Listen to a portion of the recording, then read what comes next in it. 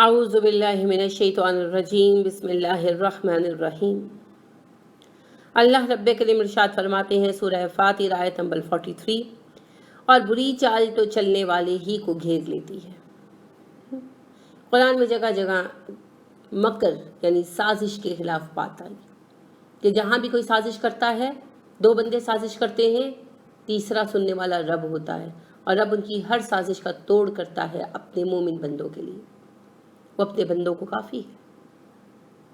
جب کوئی کسی کے خلاف سازش کرتا ہے اور وہ دوسرا مومن اور بے گناہ ہے تو اس کی طرف سے حفاظت کرنے والی رب کی ذات ہوتی ہے۔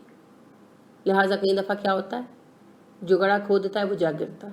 بعض اوقات کامیابی بھی ہو جاتی ہے چھوٹی موٹی، لیکن اس سے یعنی کوئی ایک تو لانگ لاسٹنگ فائدہ حاصل نہیں ہوتا، اور دوسری بات یہ کہ اگر دنیا کی کوئی کامیابی پا بھی لی چلے تو حاصل کیا ہوا؟ جہنم۔ کیوں کہ قیس بن سعد کہتے ہیں کہ رسول اللہ صلی اللہ علیہ وسلم نے ارشاد فرمایا، سازشیں اور فریب آگ میں ہے۔ ٹھیک ہے، جیسے دھوکہ اور فریب آگ میں ہے نا، سازش اور فریب بھی آگ میں ہے۔ کسی کے خلاف سازش کرنا، چاہے وہ حکومتی لیول پر ہو، چاہے وہ انفرادی لیول پر ہو۔ گھروں میں آج کل یہ جو انڈیا کے ڈرامے کافی عرصہ یہ چلتے رہے، پچھلے کچھ سالوں میں بڑے مقبول رہے نا، تو ان کو دیکھ کر گھروں میں اس طرح سازشیں پنپنا شروع ہوئی ہیں جیسے کہ حکومتی آوانوں میں کبھی پڑھا جاتا تھا۔ محلاتی سازشوں کی طرح گھریلو سازشیں چل پڑی ہیں۔ انا للہ و انا الیہ راجعون۔ مومن تو مومن کا خیر خواہ ہوتا ہے۔ یہ کیسا ایمان ہے کہ ایک مومن دوسرے مومن کے خلاف سازش کرے، اور کون مومن؟ جو ساس ہے، آپ کی ماں ہے، جو بہو ہے، آپ کی بیٹی ہے، جو نند ہے یعنی آپ کی بہن ہے، قریبی رشتے۔ اللہ خود کہتے ہیں میں نے تمہارے لیے نسب کے رشتے بنائے اور سحر کے یعنی سسرال کے رشتے بنائے، دونوں پیرالل چلتے ہیں۔ انہیں کے خلاف سازش کیا سیکھ رہے ہیں؟ کیا سکھایا جا رہا ہے؟ بہن بہن کے خلاف سازش کر رہی ہے، کیسے اس کے شوہر کو ورغلائے پٹائے؟ کیا ہو گیا ہے؟ کیا ہم ایمان والے ہیں؟ کیا ہمارا ایمان ہمیں یہی سکھاتا ہے؟ اور اللہ نے درست کہا کہ ان سے پوچھو کیا تمہارا ایمان تمہیں ایسے ہی بری باتوں کا حکم دیتا ہے؟ یہی ہے تمہارا ایمان؟ ایسے ہی ایمان والے ہو تم لوگ؟ مومن کبھی مومن کے خلاف سازش نہیں کرتا۔ سازش کرنے کا مطلب ہی یہ ہے کہ آپ کے پاس کوئی دلیل، کوئی درست بنیاد کام کی موجود نہیں۔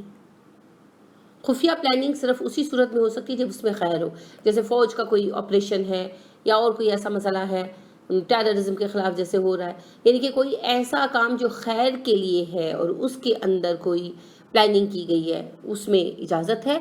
لیکن کسی کے خلاف سازش کرنا، اسے نیچا دکھانے کے لیے، اسے شکست دینے کے لیے، اس کے مال پر اس کی جگہ پر قابض ہونے کے لیے، یہ سب کے سب کام جہنم کا باعث ہے۔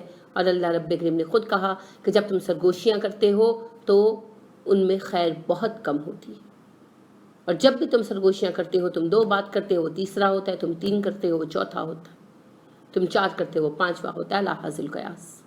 بات کیا ہے کہ اصل بات وہی کہ جو تم چھپ کر بات کرتے ہو اس میں عام طور پر خیر نہیں ہوتی۔ ہاں، ساتھ ہی اللہ نے فرمایا کہ اگر تم خیر اور بھلائی پر آپس میں کوئی ڈسکشن کرتے ہو چوری چھپے، وہ بہت اچھی بات ہے کہ بھئی یہ کام ہم کر لیتے ہیں، ہم اس کی مدد کر لیتے ہیں، ہم اس کی اصلاح کے لیے اس کو ایسے سمجھانے کے لیے ایسا کر لیتے ہیں، اس میں کوئی حرج نہیں ہے۔ لیکن کسی کے خلاف سازش کرنا، جو آج سکھایا جا رہا ہے، یہ ڈراموں کے ذریعے گھر گھر پہنچ گیا، فلموں کے ذریعے گھر گھر پہنچ گیا، سازشیں کرنا حرام ہے، قطعی حرام ہے، اور ایمان کے بالکل الٹ ہے۔ ایمان کا تقاضا تو خیر خواہی ہے۔ یاد رکھیے، اس کو یاد کر لیجئے، دہرایا کیجئے، الدین النصیحہ، دین خیر خواہی کا نام ہے۔ اگر آپ اس کو اپنا وظیفہ بنا لیں نا، عملی وظیفہ، سارا معاشرہ جنت بن جائے۔